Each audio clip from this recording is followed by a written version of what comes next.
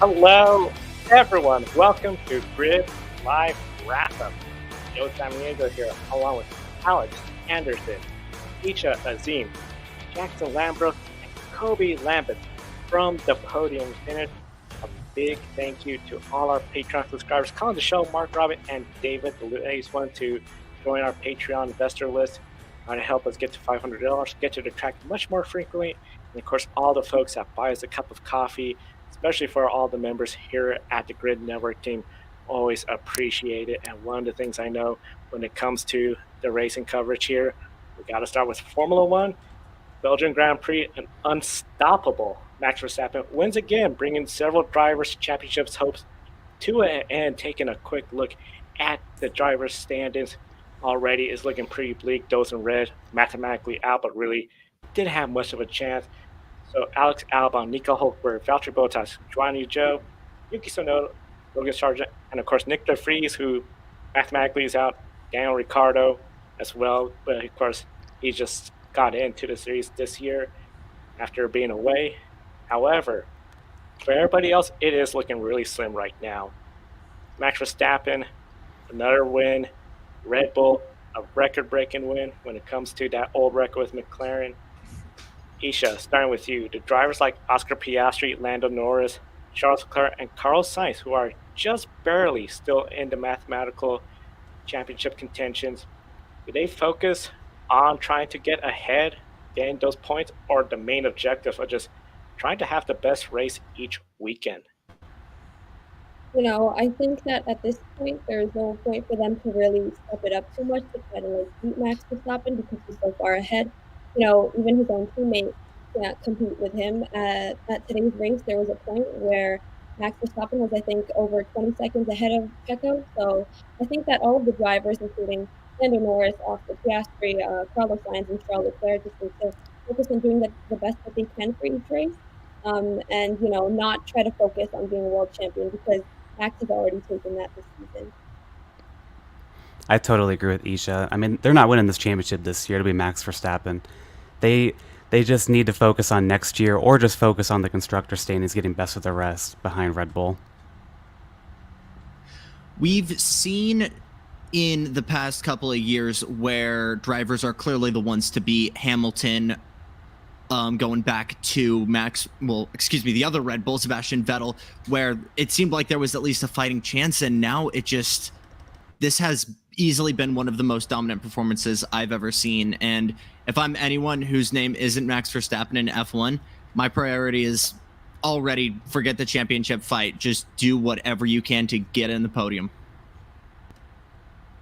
Getting on the podium seems to be the big thing right now for everyone because the championship is pretty much game over. I think you brought up a great point. Even with Vettel and his dominance, there was still other drivers that could contend for a win. It just looks like it's all Max Verstappen.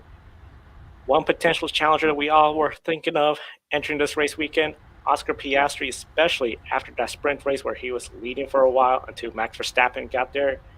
He qualified up to the front, but unfortunately, first lap, first corner, something Jackson brought up yesterday, chaos there. Oscar Piastri put the nose of his car on the inside Carlos Sainz, and Carlos closed the door, squeezing him between the wall and his car. So unfortunately for Oscar Piastri, his race was done very early, and then for Carlos Sainz, he went out later on in the race when he saw the damage was costing him a lot of pace. So overall, Jackson, was this a rookie mistake by Oscar Piastri or an aggressive move by Sainz, or even just plain old hard racing? Can we say it's a little bit of both, Joe? I don't know if we're allowed to say that, but it's a big debate on whether or not Piastri should have been that far on the inside through turn one, where you have a concrete wall waiting for you on the inside. But that being said, it was a lockup for Sainz, and he had at least another half a car length to the outside. I believe it was Hamilton there going through turn one, but we don't know what Sainz was thinking. We don't know what Piastri was thinking. For me, it's the Charles Leclerc seal of racing incident. That's exactly what I was thinking too. That's the first thing that came to my mind when I saw it. Charles Leclerc's, racing incident. I think that personally, this wasn't an aggressive move by Sainz, although I feel like many people have painted it to be. And I don't think it was a rookie mistake by Oscar Piastri either. I think it was just an incident. And, Sainz didn't have much space on the left either. Hamilton was pushing in. And on the right side, he just had to get tight. And I feel like perhaps Oscar could have waited a little bit to let Sainz go up ahead. But obviously, from what we've seen, we can't say for sure. But I'm just going to leave it to be an incident. Yeah, I totally agree with both of you. This was just a lap one, turn one incident that's going to happen. And I don't think you can put any blame on Oscar Piastri, especially just because, like, what is he supposed to do? Because Sainz really just came down on him in my eyes. Yeah, it seems like Carlos Sainz came down, and of course, Carlos Sainz, they were talking about the size of the mirrors and everything. It's a start. It's one of those deals where this is a notorious corner. Only those two, though, because we've seen in the past where you had Charles Leclerc going flying over Fernando Alonso going over Charles Leclerc. Thankfully, we had the halo there, so compared to that, much mild race, and overall, we didn't see a whole lot of attrition. Everyone pretty much running. We did see some rain, which we talked about yesterday, but with such a light sprinkle, the soft tires, people switched that to get more grip, and they seemed fine. As I mentioned, there was no incidents on the track, but there was some surprises because when it came to the front, yes, we had the two Red Bulls, you had the two Mercedes, you still had the two Aston Martins, but you only had one Ferrari, one McLaren, one Alpine. 10th place, Yuki Tsunoda and the AlphaTauri ties his best finish this year. And of course, everybody's been talking about him since he got his new teammate, Daniel Ricciardo. He even held off a very fast Williams, where they're talking about the Williams having a 12-mile-per-hour advantage on those straightaways. Pit stops, Yuki Tsunoda, he just looked very confident, comfortable, and racy in that car. Jackson, starting with you, could this rebuild confidence in Yuki, especially since he finished well ahead of his new teammate, Daniel Ricciardo? Joe, if you ask me, I don't think the confidence ever left for Yuki. It was him watching a poor performance for De Vries and having a much more seasoned veteran come in and fill in that spot. If I'm Yuki, I'm worried about this Liam Lawson kid maybe coming up and taking my seat, but it's for sure definitely going to give him more confidence and, more motivation to maybe send it a little bit harder here through the rest of the season. But I don't think there was any form of major anxiety, maybe a little bit at the start of the weekend for Hungary. But I think the situation Yuki was in the past couple of weeks has been so different than maybe some of the other silly season scenarios we've had. I think there may have been a bit of anxiety or tension for Yuki Tsunoda. The way that Nick De Vries was kicked out halfway through the season and then replaced with Daniel Ricciardo, who has a lot of experience and history with the races and, the media and everything. I think it must have put some degree of pressure on Yuki Tsunoda. But if we're taking a look at just today's performance, I think he did really well, and that must have really helped to build up his confidence going into the summer break. Going back to Max Verstappen and his historic run, and of course, what an effort he has going into the summer break. He is now 6 wins away from Alan Prost's record of 51 wins and 4th in the all-time F1 wins list. He is 8 wins away from Sebastian Vettel's record of 53 wins. Both are within reach this year, and of course, if Max Verstappen is to pass both, he's then knocking on the door of Michael Schumacher. Quite a long ways, though. 91 wins, and of course, Lewis Hamilton, 103 wins. Still racing, and between those two drivers, 14 championships with 7 each. So, Alex, bringing you in, would you view Max Verstappen as one of the 3 greatest drivers in F1? Well, if he decides to stick around and try and win as many championships as both Schumacher and Hamilton have, then maybe. I just don't know if right now I could definitely say that, but I mean, he definitely has the skill and talent to be able to do that someday. We've seen his magic from the very first time he took the green flag in a Red Bull racing car, guys. You remember his debut at Spain in 2016. Granted, a bit of luck from Rosberg and Hamilton there, but we've always known he's been someone special. That being said, it's hard for me personally to say that numbers always determine who's the best in F1. And I'm not saying that someone who's never won a championship or a race is going to be in my list, but it's a hard question considering how much the sport evolves, how much the cars evolve. And a question I've always asked myself is, would Michael Schumacher have the same results if he was driving a 2023 spec car? Same age as he was in his prime, but those cars require different skill sets, different kinds of specialties. For me, it's all about how good is a driver in their individual category. And right now, I think Verstappen naturally is maybe getting a bit of help from Adrian Newey, but it's hard for me to say he's not one of the, say, top 5 for me. I have to agree with Alex here. I think it's way too early to say if he's going to be in the top 3. You know, is he one of the best drivers in the season right now? Yes. Is he really skilled, mentally very strong, very competitive? Yes to all those things. But is he in the top 3? I think it's too early to say for sure. But he's definitely going to get there with time. You know, he's only won 2 world championships yet.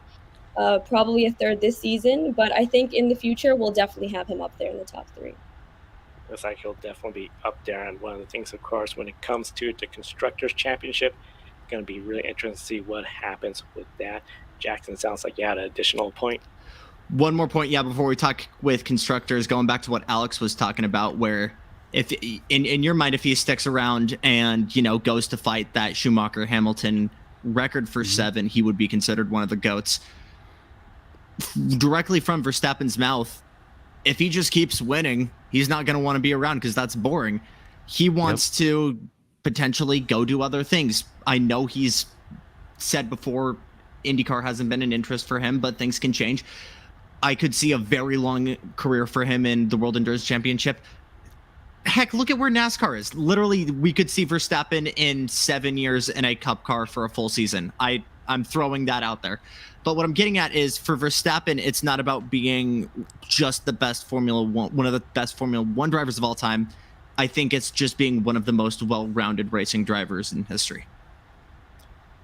For sure. And we know online he does a lot of sports car racing. He has expressed interest in that. Unfortunately, recently he got a little bit of trouble with some of his online racing tactics, but Max Verstappen's definitely talented out there on the track. And of course, he's one of the big reasons why, when it comes to the Constructors' Championship, Red Bull, I mean, just look at the size of that lead that they got. The big thing that's going on, and this is potentially going to be a great battle, Ferrari, it gained some ground on Aston Martin despite just having Leclerc finishing in the points, because Lance Stroll pretty low in the points, and McLaren, they pulled away a little bit from them. So Aston Martin is losing ground despite both cars finishing the points this weekend. At first it looks like, hey, we got 2 points. But at the end, you only got some points to where Charles Leclerc, his second place finish, still brought in more points, and he's closing in. So Alex, starting with you, does Aston Martin need to consider some aggressive upgrades and changes after this summer break? I don't know if they necessarily need to make aggressive changes. I think, honestly, they should really prioritize next year and the years after that rather than this year. Like, let's not put everything into this year to try beat Ferrari, because I think long term they definitely can. It's just like they probably could still this year. It's just, let's try and preserve some of that mojo for future years. Totally on board with Alex here. If I'm Aston Martin, we're already in a position where we're happy with, and if we end up in 4th, totally fine by us. We're already kind of where we are expectations-wise. If I'm in Maranello right now, that's where I'm thinking, what do we need to do upgrade-wise to bring the fight back to Aston Martin? And I don't want to say beat it. I don't want to say fight being embarrassed, but being able to compete with a Mercedes customer team that even Mercedes is losing to. Man, Aston Martin's had a crazy season, man. But yeah, I think it's more anxiety for Ferrari right now than anyone. It's going to be really interesting to see how this all shapes up. Now, during the summer break, one of the big things, the teams that cannot work on their cars, where it is designing, developing of parts, or production even. Now, they could make repairs. We know some teams might be doing that, but they cannot be planning or holding meetings on what to do to the cars. You know there's going to be a lot of folks brainstorming, thinking of ideas, because after that moratorium on the days where they cannot work, you're going to right away get started on the ideas they've been thinking about during the break. And it's safe to say Red Bull, They enter here thinking they're on top of it. Any additional ideas will just pad on to what they got going. But Isha, which teams and drivers will benefit the most from this break and potentially return stronger? I think we need to keep an eye out for both McLaren and Ferrari. Taking a look at McLaren's performances the last few races, they've been doing an incredible job. And I think that just after the summer break, they're going to come in with more enthusiasm, motivation, just more stronger. And I think specifically we need to keep an eye out for the rookie Oscar Piastri. He's done an incredible job this past weekend. And I think Ferrari also, they have been struggling a little bit this season in the first half. But I think that after this break, it's just going to sort of give everyone a reset. And I have a feeling that for some reason, Red Bull might take this a little bit slower and they might not, use the summer break to its full advantage with all their ideas. I think considering how far ahead they are, I think other teams might use this to gain an advantage over them. Isha, you make a great point about McLaren. I could totally see them taking this break and just powering through even stronger because they've really improved throughout the season, and now a break, they might be able to keep pushing through. But I do have to say, I wonder if Red Bull won't just get better throughout the break. It's going to be something to watch. I'll tell you what, we talk about comebacks in the sport and thinking that the season's already over at Bahrain for McLaren, both cars, I believe, struggling to even get in the top 15 there at some point in the weekend. And now here we are fighting for podiums in Papaya. But I think McLaren's absolutely in that running. Another team that I'm really thinking about is who we were talking about earlier, AlphaTauri. If we just get Danny Rick back, let's see what we can do to get him mentally prepared. What can we do to make the car, if I'm an engineer, what can I do to make the car cater to him more? Just had a great result for him and a great result for Yuki. We both got two guys who clearly have pace here. What can we do to build on performance, and what can we do to end strong in the flyway season? It's going to be a very interesting summer break, and of course, Formula One coverage will be here all the time. Be sure to subscribe to us. We'll turn to Josh. He just finished up 12 hours of broadcast in different motorsports events, so he can't be with us today, but here are his thoughts on Formula One. Hello, everybody. Well, first of all, I'm sorry I'm not on the show, but it's been one of those weekends, so let's talk Formula One to begin with, shan't we, as well? What an absolutely bonkers weekend we have had. I have never known Spa be this unpredictable in my life. Literally, it was different every single day. We had rain in Friday practice, and then we went it was dry, wasn't it? It dried out towards the qualifying after a little bit of a delay. Sprint shootout was washed up and then dried out, the same as what happened on Friday qualifying. Sprint race was wet all the way through, and then the race, it was bone dry. And then we had a little bit of rain, and it didn't really do much. So it's been a really weird weekend by Spa standards to have this sort of menacing presence throughout. But I honestly think, even with Red Bull's dominance, we had an absolute cracker today. Do you remember I've mentioned before about races that were good? I said that Spain was the last good one. Join it in now with Spa. They were two races that were very much similar as well. Threat of rain coming in, drivers having to do strategies. It was very, very good. What a race. Max Verstappen and Red Bull now break a record. I don't know if you've mentioned it earlier on in the script, but still, this now is 12 consecutive race wins in a single season. That breaks the record set by McLaren back in 1988 of 11 wins. But in consecutive wins, counting what happened last year, it's now 13 consecutive Grand Prix wins, but 16 consecutive wins because of the sprint races we've had this year, breaking a record set by Ferrari between 1952 and 1953, where they've had consecutive wins in races. It gets confusing. But either way, Red Bull have broken records, and that can't be ignored. They have absolutely dominated the first half of the season. They could do it. I still say, because they can't develop the car any further, that someone was going to catch them in the second half of next year. Most probably, looking at it, it's going to be McLaren. They have had an up and down day once again, but that was really because of the conditions. McLaren are on the way up. I reckon they could be a surprise winner. Aston Martin need to have pace as well. Mercedes are up there, but not doing well. They keep having up and down weekends. Ferrari, well, they're everywhere again. Alpine looking good, but they've just sacked their technical director, their sporting director, and their team principal, and it's just ridiculous. So that's not going to work out. Going into the summer break, though, Red Bull they've done it. Max Verstappen could be leading the Constructors' Championship on his own. He's on 300 odd points. It's unbelievable. And the Constructors is over 500 now, so that's done. Pretty much as well, when Verstappen overtook Perez today, it confirmed that the World Championship was pretty much over. So well done to Max Verstappen. A very good weekend, a very bizarre weekend here in Spa, and I'm very much looking forward to when we get back to Zandvoort in a month's time. But I think everybody knows we need a break in F1. It's been a very chaotic and very long first half of the season. But well done to Red Bull record breakers once again. Thanks, Josh.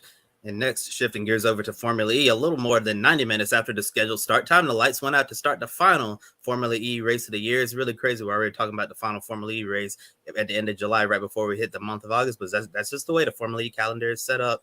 So in the final race, Nick Cassidy took the win from pole and brought in Vision Racing, the team's championship, despite missing out on the drivers' championship yesterday. The race was reporting that Cassidy is going to be switching to Jaguar next year to replace Sam Bird, but it hasn't been officially confirmed yet. And now bringing in Joe and Jackson on this one. Does the win and bringing in Vision his first team's championship erase the bitterness of missing out on becoming a world champion as a driver? I don't think it does. I think Nick Cassidy did a really good job of smiling, saying the right things, because yesterday he was livid. It seemed like the team generally just mishandled that situation, because we are now hearing on how Sebastian Buemi was saying how he was trying to do everything. He wasn't clear on what to do, and it all did not work out. Made it really tense for the Envision team. If they had lost a championship for the teams today, that bitterness would have really festered over the offseason. But for Nick Cassidy to get this win, and especially if the rumors are true that he might be going to join fellow countryman Mitch Evans at Jaguar, if that turns out to be the case, he's on cloud nine, because he knows that powertrain is fast. It's going to be pretty much the same thing next year. He's going to be with the factory team, with Jaguar. Could be a big boost for his career in Formula E, potentially other motorsports. So I do think it eases the pain, but I wouldn't say it erases the bitterness from yesterday.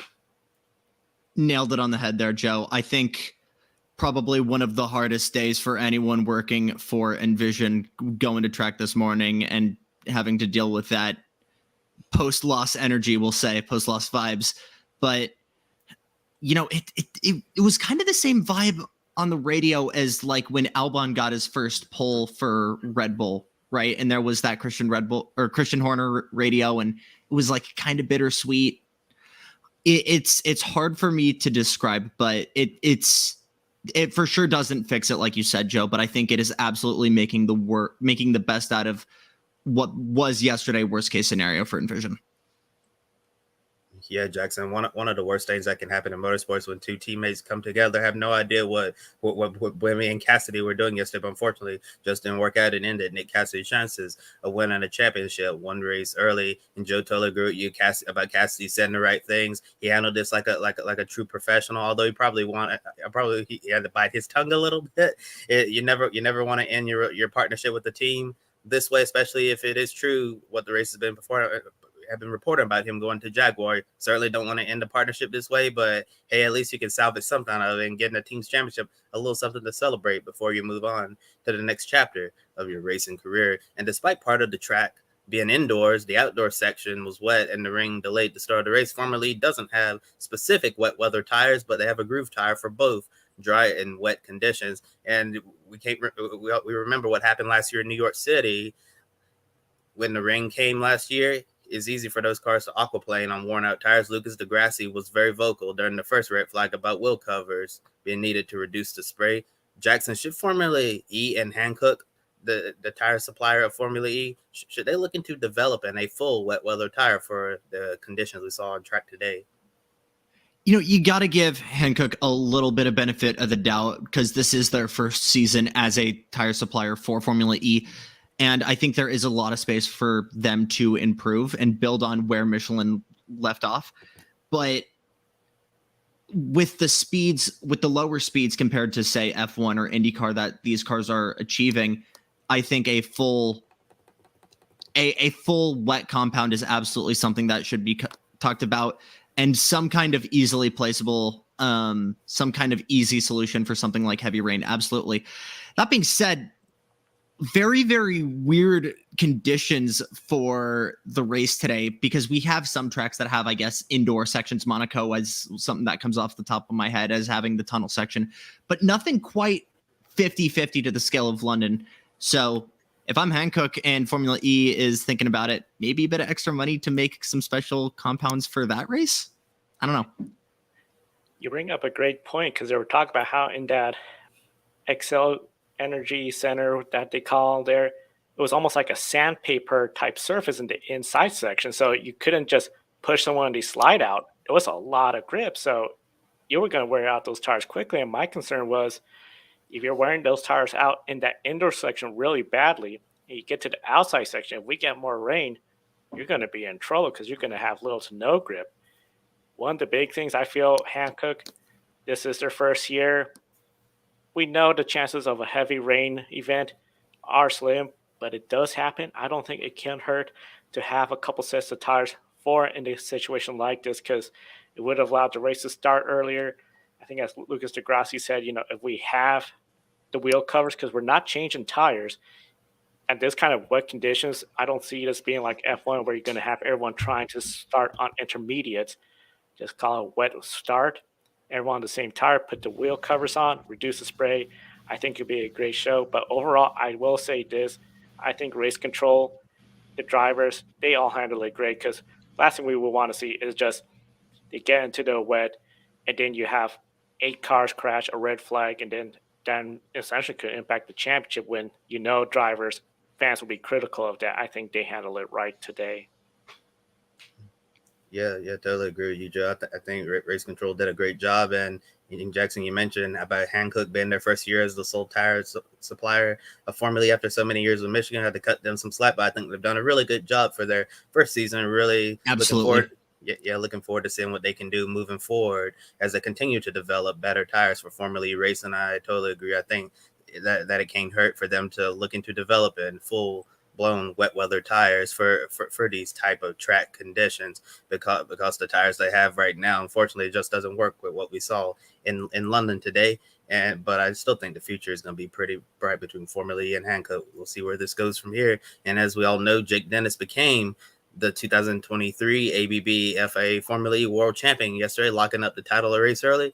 Out of the 8 drivers to win the Formula E title, Jean-Eric Vergne is the only 2-time world champion. Dennis becomes the first driver from the United Kingdom to win the Formula E World Championship. It's also Avalanche Andretti's first championship in Formula E. Dennis opened the season with a win in Mexico City and 2 second-place finishes at the Saudi Arabia doubleheader, then 4 straight finishes outside of the points when it looked like everything was going wrong, before rebounding strongly for the remainder of the year, with 4th place being his worst finish in the final 9 races. Thought that was a very impressive stat right there. Joe, consistency paid off for Jake Dennis in his championship season. In your opinion, can he run it back and repeat next year? Easily, I think he could run it back and be the second 2-time champion in Formula E. One of the big things, that powertrain that they have from Porsche, it is up there with Jaguar. We know there's not going to be a whole lot of changes this year when it comes to the next season's powertrain, so that already gives him an advantage. He seems to be very cool, calm under the conditions. Yesterday, the championship was looming, so that's why I think he was a little bit more out of character, demanding that Porsche be trying to be more helpful of him getting the championship, because we know Porsche had their own challenges trying to get the team championship. Didn't work out for them. So overall, I see this where Jake Dennis has to be an easy favorite. He's not switching teams like Stoffel Van Dorn did. We're not switching a generation of car. We're not switching up the powertrains that much. I think he's easily going to be one of the series championship contenders next year. Totally agree with everything there, Joe. And I think it's also going to be a matter of how much Andretti is willing to bring that fight. We know how much Andretti Global has been expanding, going into IMSA with talks of them going into Formula One. And I think for me, it's the question I'm asking myself is a matter of how much is Andretti going to be able to keep that fight, not just financially, but to keep both the man and money power into that Formula E effort to help give Jake Dennis that second title. Yeah, I think those are some really good points their Jackson and Andretti Global. They have so many different programs all over the world. Formula E, the IndyCar series, obviously. Then they got Walkinshaw, Andretti United, and Supercars, and also their sports car programs as well. Got an LMP3 and a GTD program, and then also the Wing Taylor Racing thing as well in IMSA. So and also we've seen Gamebridge come on board, and NASCAR sponsor Nick Sanchez in the Truck Series, and the Spire Motorsports entries in the NASCAR Cup Series. Also saw Marco Andretti make a start in the truck race at Mid Ohio. So the Andretti brand is definitely gone everywhere, and I'm glad you brought up this, because it really is a nice transition to our next topic with Andretti being in Formula E since his very first season. Dennis is their first champion. Dennis and Michael Andretti, who was very animated yesterday. He looked really heated. Both Andretti and Dennis are going to be at the FIA Awards Gala later this year. The gala is also going to be celebrating the Formula One World Drivers Champion and Constructors Champion as well. So here's my question for you, Jackson. Does the Formula E championship winning season and the strong performance we've seen this year from Jake Dennis and Avalanche Andretti, does this send a message to the FIA in Formula One that Andretti Global and Cadillac should get that approval to become the 11th team in Formula One? Well, that whole one in Formula E thing didn't really work out in F1 for Nick DeVries, if we're going straight apples to apples here. But I mean, is 9 years now of Andretti being a Formula E team and having an international effort not enough proof? I think absolutely this has to be some kind of message to the FIA that Andretti does mean business, and just their ability to not just have so many different programs in the air, but to be competitive with so many different programs, I think is going to be a huge help for them working their way into that 11th team. And I think it's just a matter of how much the FIA wants to let Michael Andretti into the treehouse, guys. Yeah, it's going to come down to how much they really want to have that 11th team. Because overall, Andretti Autosport, they've shown they are committed. 9 seasons in Formula E. Since the beginning, next season, the 10th season, the defending champion. And Andretti is going to be wanting to get that team championship. He'll love to have that.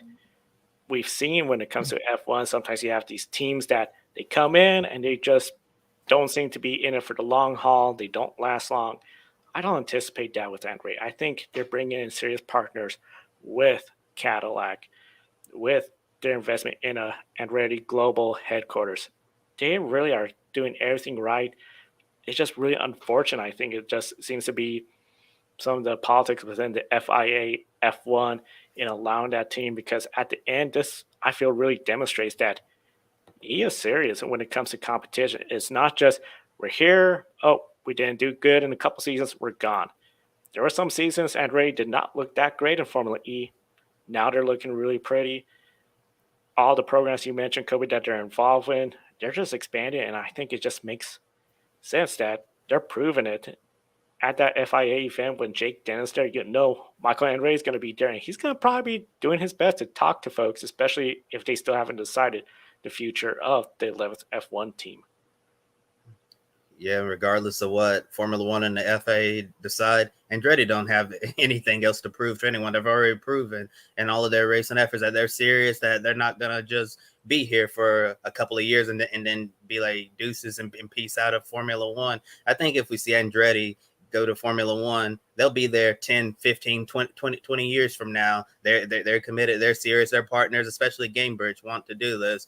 Cadillac, they got tied up with Cadillac for this effort. And it seems like I know this is probably a discussion for another day, but we've talked about this time and time again. Every time Michael Andretti meets the quote unquote requirements to enter Formula One, it seems like Formula One and the FIA keep moving goalposts. They're like, this is great, but you need to keep doing this and this. And every time Michael Andretti meets their demands, it's never good enough. I'll never understand why it seems like they don't want Andretti in Formula One. Maybe it's intimidation that they're afraid that an American-based team is going to dust off your regulars like Red Bull, Mercedes, McLaren, Aston Martin, all of the regulars. But overall, that certainly have to tip your hat to Michael Andretti, Jake Dennis, and this entire Avalanche Andretti team for an incredible World Championship winning season in FIA Formula E. And before we move on, got some comments in the chat room right here from my good friend Edward Hunter from Formula E Zones, and it was great to be trackside in London this weekend. But in your opinion, you don't think any tire could have really cleared the water quickly enough when the weather got really bad? And yeah, we've seen in other racing series as well. Although they had some really good wet weather tires, they decided it was best not to go out on track. I know we saw that in the NASCAR Cup Series race in Chicago. Although Goodyear's built a really good wet weather tire, it was really impossible to race in those conditions before it got all cleared up. And you also said a big question for Andretti is the second driver, both Oliver Askew and Andre Lotterer struggled to keep up with Dennis. Just goes to show you how good of a driver Jake Dennis is. It's been interesting his last few years in the second driver struggle. I know Oliver Askew, he really wanted to be in the IndyCar series, but unfortunately he kind of flamed out there and nothing has really gone his way on that side of the pond. And now we've seen Oliver been on the commentary team for all the Formula E broadcasts here in the United States.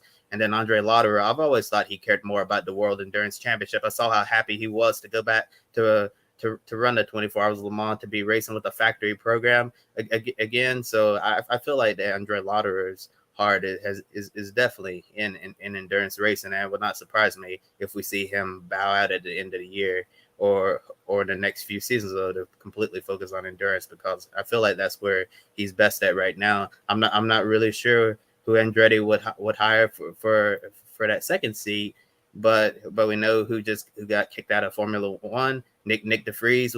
I know there were some photos of him in the Formula E paddock this weekend in London. So maybe Nick DeVries and his agent are making some phone calls. I'm not sure if you guys wanted to add any more into that.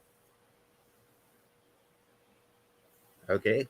I guess we'll move on to the next thing. The new Formula E season will kick off with the Mexico City E-Prix on January 13th, 2024. So got a long time before we see Formula E back on track. Next year's Joshua Birch with his recap of the Formula E season finale weekend. Okay, so let's talk Formula E. And race one yesterday saw Jake Dennis take a victory as well in terms of the World Championship. Well done to him. Our 8th champion in 9 years of Formula E and our first British World Champion. From a Brit point of view, that's very important to at home as well, which is even better. Buemi causing the crash with Nato, that brought out the red flag. That was weird. Fenestraz is okay. He was 15th in today's race, obviously, but that brought out the first red flag. It was just one of those races yesterday where it was typical Formula E. Today's race, as you've already talked about, that was even worse because we had the rain come down 20 minutes before the start of the race. Then Scott Elkins decided he didn't know what the regulations were because the race started behind the safety car. As soon as they pulled away, that was lap 1 of the race. On lap 3, despite the conditions getting worse, the safety car was coming in and we were told to have a standing start, despite the fact the race had already started and couldn't have a standing start because it wasn't a red flag restart. So that was weird. Then we got told as well that the safety car would come back out because the conditions were too bad, so that procedure was abandoned. Then the red flag came out. Then we waited for around about 45 minutes. Conditions hadn't improved. We sent out again, and unsurprisingly, within 2 laps, the red flag came out again. Waited another half an hour. Then the track did improve. And when we got going, it was pretty much a processional race, but all eyes were up front whether or not Cassidy or Evans would win the race and ultimately win the Constructors' title. Evans took the win. Evans finished in second for Jaguar. Cassidy took the win, claimed the Constructors' Championship, and as he's leaving the team as well, rumoured to go to Jaguar to replace Sam Bird, he leaves them a goodbye present. Very nice indeed. Sorry if I'm mixing up words as well. It's been a 12-hour day plus in the commentary box. It really has been long. But a stellar race, stellar season for Formula E. Really enjoyed it, and I really hope Season 10 is going to be more exciting. Stay tuned to the Grid Network there as well, as we'll bring you all the pre-season knowledge in October on the Grid Tonight show, looking ahead, and I'll be doing shows as well on JB Motorsports. It's going to be absolutely brilliant. But what a season. Congratulations to Envision and congratulations to Jake Dennis. Have a great rest of the show. Thank you for that, Josh. Those were some great comments. And now it's time for us to head to NASCAR, which did not see any rain. 2311 Racing took the top 2 positions in Stage 1, with team co-owner Denny Hamlin coming third in a caution-free first stage. They did lead the first 129 laps between them until the first green flag pit stops, but after the second round of pit stops, Brad Keselowski took the Stage 2 win. Keselowski did start the final stage up front looking for his first win since the 2021 Geico 500. However, on lap 286, a bad pit stop did cost Keselowski both the lead and the win. So, starting with Alex, do you think this was a mistake where the driver's nerves and emotions of being on a long winless streak caused the error, or was it more?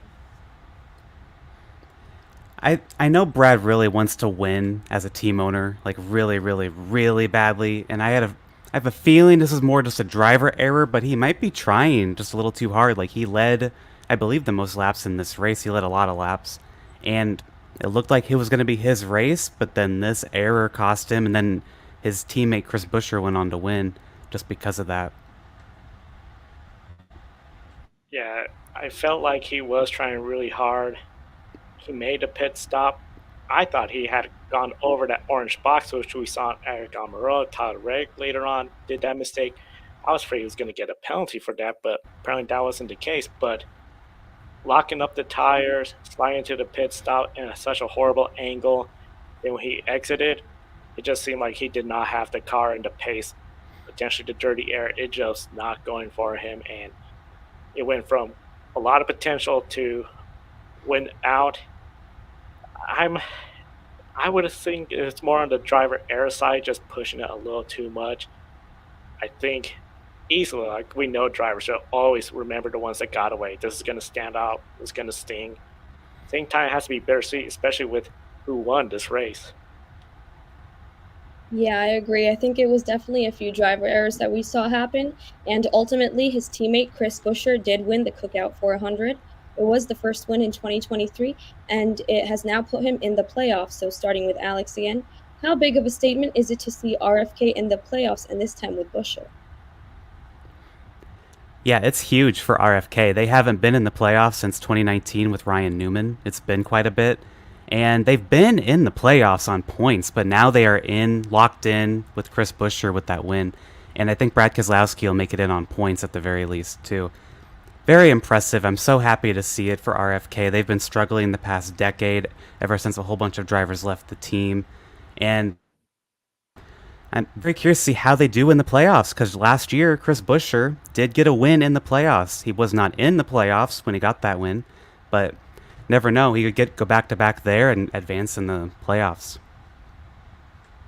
It will be really interesting to see Bristol. He has to be very excited after last year getting to win. Despite not being in the playoffs, that's when we saw a couple of drivers not in the playoffs winning that first round. He has to feel really confident, really good about this. And it's really interesting for Chris Buescher. Of course, he made the playoffs with front row long ago when he won that race in Pocono when the fog came in and they had to call it off. So this isn't exactly his first time in the playoffs. I think there's a lot of potential for that team to go far. As you mentioned, Alex Keselowski, he seems pretty much set unless he has some horrible bad luck, and we know we have 3 really unpredictable races coming. I think he should be able to point his way into the championship. Well, playoffs for the championship.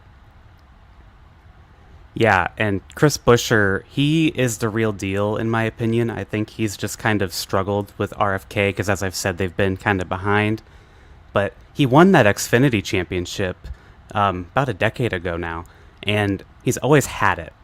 So I definitely think now that RFK is finding some speed, this is going to be something to keep an eye on for the next few years as well. Yep, definitely. And I believe we have a comment in the chat room now. Edward Hunter, NASCAR did not see any rain. Way to rub it in, Isha. Yeah, I mean, we've seen such special weather in the past few races, not just in NASCAR, but with Formula One. Everything's been so unexpected. So seeing this was, I think, definitely helpful. And here's another comment from Adam Lemarize. Awesome win for Chris Buescher today in Richmond. It was cool to see Brad K get his first win as an owner. Yeah, definitely. I think a lot of people were celebrating that. And now if we take a look at the last few times NASCAR has come to Richmond with this car, I think we've seen longer green flag runs. 2 of the last 4 races had the final run over 100 laps. That includes today. Daniel Suarez brought out the 3rd caution with 10 laps to go after contact with Noah Gragson. And we do know that NASCAR brought changes this year to increase passing as well as side-by-side racing at the short tracks. Starting with Joe, do you think that NASCAR still has some work to improve the short track racing, and did today's race catch some teams by surprise? I do think NASCAR has some work to do when it comes to this package. overall, I was impressed with the race. I really enjoyed the strategy, the two stop versus the one stop. We know a caution flag could have come out anytime, change the strategy up some more.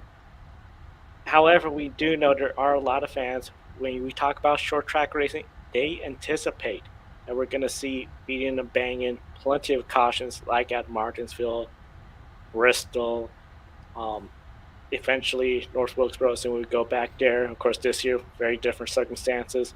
It's just this package of the car just makes it where it is hard to pass. We've seen where the driver has faster car, just cannot get around. And then when it comes to teams being surprised, it seems like Hendrick Motorsports, just way off the pace. I don't know what happened, but and then Stewart Haas Racing, that was a pleasant surprise for them. But overall, I do think there's still some work for this package. But it seems like some teams are starting to get it, and then some teams are starting to step backwards too. Yeah, the short track package needs a lot of help, and NASCAR is conducting a 2-day test on the short track package for next year at Richmond. I believe in the next couple of days. And it's going to be interesting to see what changes they make from that. They need to change something, though, because the short tracks are the weak link on the Gen 7 car right now. It's going to be... They need to make some changes. They need to be able to pass better. The one saving grace of this race is that we had really good tire wear. Yeah, definitely. And we have another comment in the chat room. Adam, once again, BTW, who wants to see Richmond back under the lights? So, Alex, Joe, what are your thoughts on this comment? It should have never not been under the lights, in my opinion. I like that they tried it to differentiate. They had one day, one night for a bit. But, yeah, it's too hot in Richmond. It was like 100 degrees there today. And they need to have a night race. And I feel like eventually, this is just speculation, that they'll probably have one race at Richmond in the future, because a lot of races are losing their second date. Hopefully it's a night race at Richmond. That's the thing. I remember when it was one day, one night. Then it became 2 night races. It was sold out, full packed crowd. At 100 degrees, I think that's why you didn't exactly see the full size crowd there, because at 100 degrees, it is hot. And then we saw for the drivers, 135 degrees. Martin Truex Jr., even after the race, he said he felt like he had sunburn on his face. When he finished stage 2, he was shocked that we still have another stage to go. And it's like, yeah, it's a long race when it's 135 degrees in that car. I could understand with the way TV ratings and all that, the night races are not exactly ideal. But I feel, especially for Richmond, if they were to switch to a 1 race per year on the East Coast, a nighttime twilight race, I think could be very ideal, because at the end, it is a track where we've always seen it with at least one night race. It just seems out of place to have 2 daytime races there. Yeah, I think I agree. If there's 2 daytime races, I think it would be a bit of a surprise. And speaking of surprises, there were 2 surprises at NASCAR, one of them being Hendrick Motorsports, and the second was, in general, Chevrolet didn't show up except Kyle Busch, who finished 3rd. No Chevy driver led a lap today. And we saw that at the end of Stage 2, Hendrick Motorsports saw Kyle Larson and Alex Bowman fighting each other to get the free pass. Yet, Stewart Haas Racing had all 4 cars in the top 15, including Ryan Preece, who ran in the top 10. So, Alex, which team might be on the better track entering Michigan, Hendrick or Stewart Haas? Well, if you look at the whole season as a whole, it's still Hendrick Motorsports. They just had a weird off day today in Richmond. Hendrick Motorsports, they are still the top team in the series. I think you could put Joe Gibbs Racing right alongside them. I don't trust Stewart Haas Racing. I know they won Michigan last year with Kevin Harvick, but yeah, you still got to go with Hendrick Motorsports as they look a lot better right now. Hendrick Motorsports is looking really good, and especially one thing I've referenced, what happened at Fontana, the other 2-mile oval that we go, very similar to Michigan, just a little bit of the difference in banking. They overall were looking good. Stewart Haas Racing, not exactly there at all. I think this was just one of those deals where the Fords, they were up towards the front, not just Stewart Haas Racing. We saw Penske up there. The Toyotas were up there. It just seemed like Chevrolet. I mean, Daniel Suarez, horrible day, just running in the back, brought out that last caution. It just seemed like they did not show up. Kyle Busch managed to be in the top 10 for most of the day, and then great final pit stop, put him up there towards the front, and then, of course, taking advantage of the chaotic restart as usual when it comes to these late cautions. I do have to agree with Alex that I'm thinking Hendrick Motorsports, they're the team that they're going to put this behind, and then when they go to Michigan, it's game on. Yeah, great responses. And now taking a look at the playoff picture, we saw Bubba Wallace have a great day at Richmond, and he is now 54 points ahead of the cut line. He did finish ahead of Michael McDowell, who used a different strategy in stage 2, and that did not end up working out for him, but he still did finish 16th. 4 drivers behind 16th are within 40 points, including Chase Elliott. And starting with Joe, which of those drivers in the bubble are most excited about heading to Michigan? I would have to say you got to be looking at the Chevrolets. As we mentioned, they'll come back. And I'm looking at Daniel Suarez. I think he has a lot of potential, runs good at these tracks. Trackhouse racing, they're going to put a lot of effort to get him that way. We heard Justin Marks say that's one of the priorities to get both cars in there. And I want to count out Chase Elliott too. He's getting to the point where maybe he could point it, but he'll love to go out there, get a win, get all the discussion talked about. I think those are 2 drivers that are potentially looking really forward to Michigan. For sure. And I mentioned in yesterday's show, like, which Bubba Wallace and 23 team are going to show up. And we saw the good version today. They still had an issue in the pits, as usual. But it was still a good day, and they needed that. And honestly, Michigan is a pretty good track for Bubba Wallace. He's won there before in the Truck Series.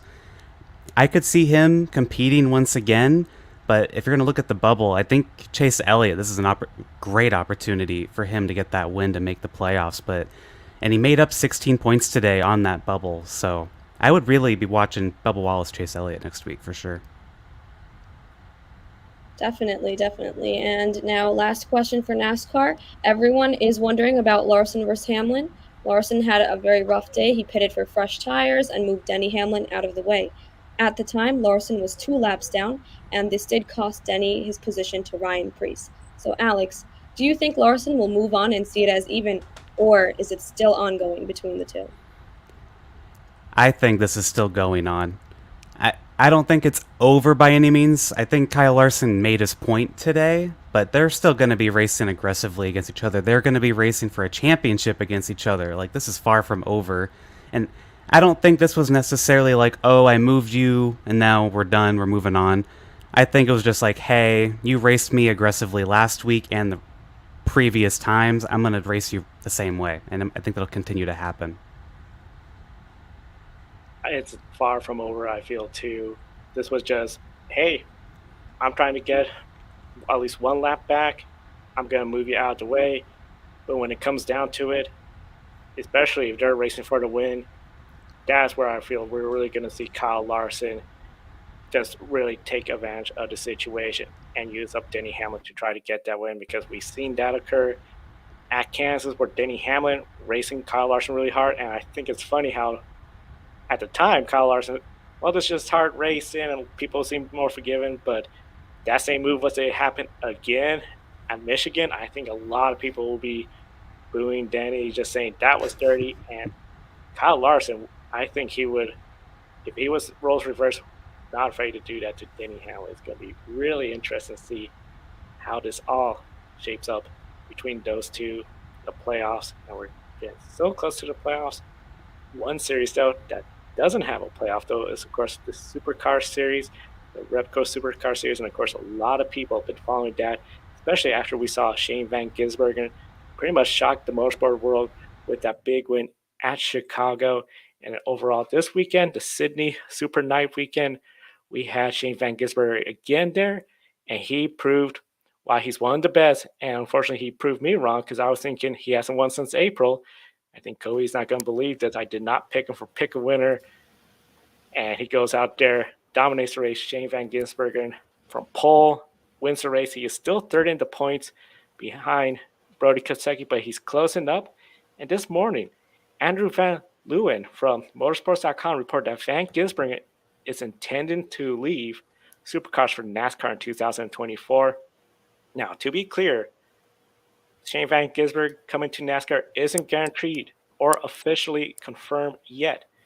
but his comments in the article suggest he knows where he wants to be next year. The next Supercar race is, of course, August 18th through the 20th at Bend Motorsports Park. And during the break, Van Gisbergen and Brody Kosecki are going to come over to the United States, to Indianapolis for the NASCAR Cup Series race. Jackson, starting with you, how much does SVG potentially entering the NASCAR silly season picture shake up seats available and drivers looking? I think it's really a matter of how much Shane wants to do ovals, and we can go apples to apples here with maybe Scott McLaughlin's move to IndyCar and look at how well he adapted to, making that adjustment. But again, NASCAR is such an oval heavy series and such a different kind of discipline than maybe learning oval racing in an IndyCar. So I think for Shane, we've seen guys before come over from Aussie Supercars, obviously Marco Sambros, who was great on road courses, but just never really had the results on ovals. So I really think it's going to be a matter of how much does SVG really want to do here. So I think with SVG, he has just exploded NASCAR season.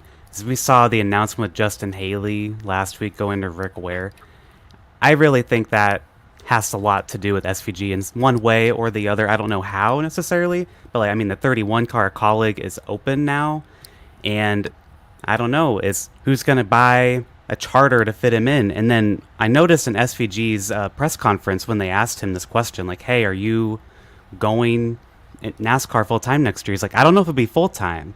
So we might be seeing like a part-time effort from SVG in NASCAR next year.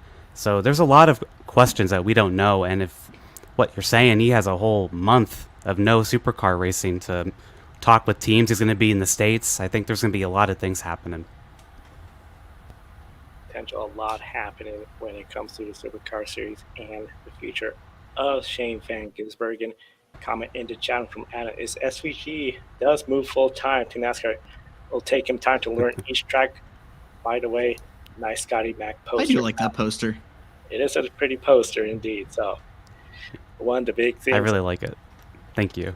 Of course, when it comes to Supercar Series, the points championship, that is still far from over. Brody Kosecki, as you can see there, leads. But one of the interesting things, Kobe, I have to say, if SVG does leave, he's a 2022, the defending champion, 2021 champion. Scott McLaughlin, as mentioned, 2018, 2019, 2020 champion. And they both are going to be gone potentially next year.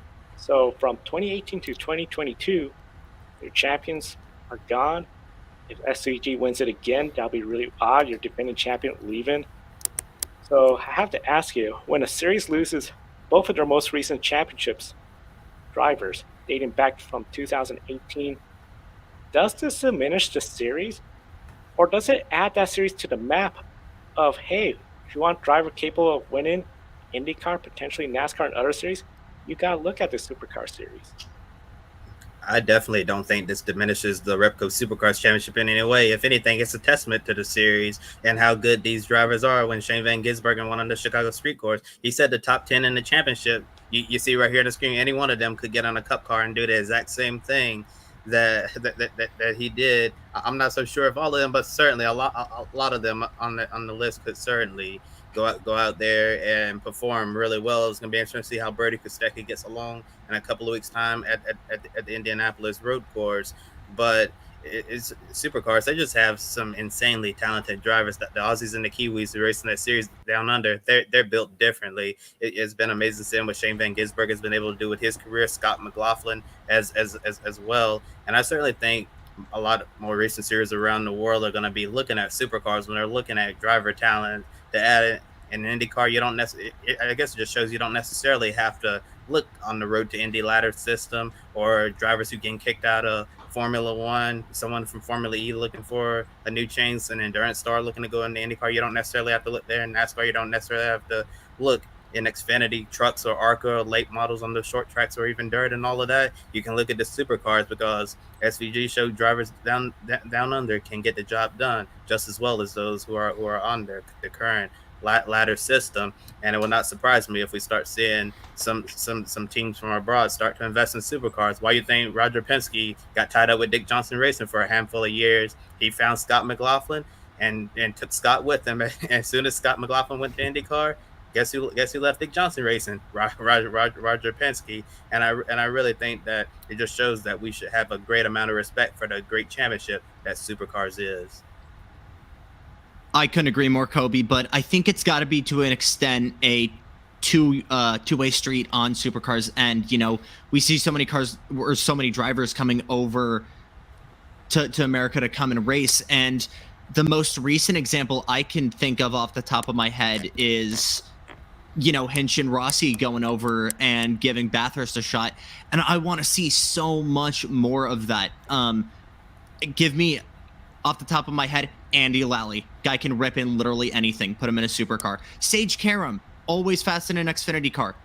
I need to see this guy in an Aussie supercar. Like, I just think there are so many American talents in sports cars, in Xfinity, or just in Cup Series in general, that could genuinely give some of those guys down under a run for their money as well.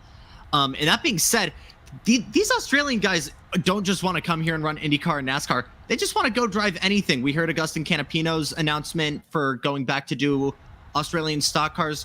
Scotty Mack said, hey, I want to ride. Augustine is saying, hey, I got a number 3 Chevy for you. All of a sudden, you blink and half of the IndyCar field is interested in going over and racing in Australia. Not in IndyCar, but in Argentinian stock cars, just because of the excitement that Scotty Mack builds up. And I couldn't agree with you more, Kobe. These are a special breed of drivers. And I want to say, Kobe, you said it best when you said that these supercar drivers, they are just built different. Yep. I mean, SVG, Scott McLaughlin, they're beasts in whatever they drive. I think you put Scott McLaughlin in that 33 Cup car that Penske pulls out every once in a while, and he could easily get like a top 15 in it. But, so I think with supercars, there is a concern to have with both SVG and Scott McLaughlin leaving. I don't think it's necessarily a bad thing because they are getting free promotion across the country from different forms of racing. But it's just also, your top 2 drivers both decided to leave and go do something else. It's just, do you really want that? Like, imagine if both Kyle Larson and Chase Elliott, the 2021 and 2020 champions, decided, I'm going to go run something else now. Maybe it's not the best, but it's also just free promotion. So I think there is a fine line with it. The fine line, of course, Supercar Series. Their schedule, quite a lot of breaks. We've heard rumors about changes next year. And of course, if we get any news about Shane Van Gisbergen, his future, more on that on Grid tonight, Wednesday. Of course, be sure to subscribe to us right here on Grid Network so you don't miss out on that. 9 races remain. 22 drivers left in this championship hunt for the Supercar Series. And Kobe, we got to talk about the grid ranking, one the series the Supercar Series is part of. Yeah, and just like Formula One, Max Verstappen continues to lead and looks to be in full control of the 2023 grid ranking. So Joe, wherever the grid ranking World Championship trophy is right now, I think it's safe for you to start carving Max Verstappen's name on that right now. Because, however, if he had a disastrous second half of the season, he could fall as low as 12th in the points, but it doesn't look like that's going to be happening anytime soon, considering how strong this Red Bull car is. So Jake Dennis, this year's Formula E World Champion, elite Formula E driver in the grid ranking, is mathematically eligible for the grid ranking World Championship, but he'd need every series to have the most unpredictable and random number of winners ever, which also seems highly unlikely. So, Joe, realistically speaking, which drivers could win the grid ranking world championship, and do you see Max Verstappen having a collapse and losing this? When it comes to the grid ranking world championship, really, you could say anyone in the top 10, but it's very interesting because I feel Alex Palou, Pekka Bagnaia, those are, of course, heavy contenders. They're looking really strong in their respective series. Shane Van Gisbergen, he got ahead of Brody Kostecki, but we know Brody Kostecki still leads their points championship. The big thing is Shane Van Gisbergen has had more races where he had to come from the back towards the front. If he could put together some good races, he could be a contender. What's really interesting, though, World Rally Championship, Kyle Rovanpera and Sebastian Ogier. Ogier only has 5 starts, 3 of them wins, but he's still in there, and it just really impressive what he has done this year. We've never had somebody run part-time in any series finish in the top 10. So it's going to be really interesting to see. But overall, Kobe, I think it's coming down to, it looks like he's going to be Max Verstappen getting it, unless he just has the worst luck in the world. And all this time following the grid rank, and I for some reason overlooked Sebastian Ogier in the top 10. That makes it even more impressive. The guy's not even running full time anymore in World Rally Championship, and somehow he's still in the top 10 because every time he makes a start, he wins. I'm pretty sure if he ran the full season, he'd probably get another one of his championships. Probably running out of room in his trophy storage room for all the trophies that he's won throughout his racing career. But I definitely have to agree with you. I think Max Verstappen is more than likely going to get the grid ranking world championship unless we see Alex Palou continue his dominant form the rest of the season and gets a handful of wins, a handful of additional wins for the remainder of the season. And yeah, but like I was saying, I don't see Max having a collapse because that Red Bull is just so good right now, and nobody can really challenge him in Formula One unless he has a mechanical failure or something, which I'm sure a lot of people are waiting for at this point. It seems like the only way you can beat Max Verstappen at this point, you're gonna need him to retire from the race for whatever reason. And taking a look at the rest of the grid ranking, Carlos Sainz fell out, and George Russell is now back in the grid ranking. We've seen both Sainz and Russell go in and out of the ranking in the last several weeks. Formula E driver scores are set, and depending on the other series, they may gain or lose positions. We only have 4 months remaining in this year's grid ranking, and nobody has ever led the grid ranking every single week and ended up getting a big prize at the end of the day. If Verstappen does that would be a huge shining moment for 2023. And now I'll turn over to Alex as we reflect on this weekend in motorsports. As Kobe said, it's now time for the Grid One Shining Moment. It's an opportunity for each of us to share one moment that stands out from this past race weekend. We invite everyone in the chat room to share their shining moment as well. Starting with you, Kobe, what's your one shining moment? Jackson already said his name. Got to give a call to Sage Karam for that incredible run he had yesterday in the Xfinity Series race at Road America. That was just such a really great performance for Sage to be up there battling for the win in the final laps. If he hadn't had that off, I wonder if he could have held off Sam Mayer and Parker Kligerman there. But certainly one of the best runs we've seen from Sage Karam in his short time in the NASCAR Xfinity Series. And this is just a one race still with Sam Hunt racing after that incredible performance he showed at Road America. If there are some spots open on the schedule and they can find the sponsorship, I can see why Sage Karam won't get another chance. It just shows you that if you put him in competitive equipment, you can see great things from Sage Karam in NASCAR. My shining moment came from Spa. It wasn't during one of the races. It was before all the races. We know Pierre Gasly, the connection he has with Spa, and this year we saw Juan Manuel Carrera there at the site of such a tragic accident, in which Juan Manuel Carrera had to essentially go through a long recovery to get back just to be walking again, racing again. So overall, seeing the two of them at the site together with the flowers, it was raining. It just seemed something where unbelievable and a very emotional moment. That is my shining moment. That was a beautiful pick, Joe. I agree with that one too. And for my shining moment, I'm going to stick with Formula One. Today's race, I think that performance that Lando Norris showed in the McLaren, coming up from P16 to P7 and then putting in a 26 lap long stint on soft tires, I'm going to have to stick with that. I think that was a great performance from him. Great pick for everyone so far. For me, it's got to be yesterday's first race at London. Not only a great race for Sam Bird and Jaguar, but for Jake Dennis to come home with that win for not just his own country, but for Michael Andretti and the entirety of Andretti Autosport. You know, these are stepping stones for what could be a road to Formula One for Andretti and a very, very long, successful career in Formula E or wherever Jake Dennis goes. And I feel like Formula E won in its entirety there when Jake Dennis won. Alex, bring it home. I got to give my shining moment to Ryan Preece. That 41 car in the NASCAR Cup Series has not ran good in several years. He probably gave that car the best run. Outside of Cole Custer's random Kentucky wins, he had a good restart.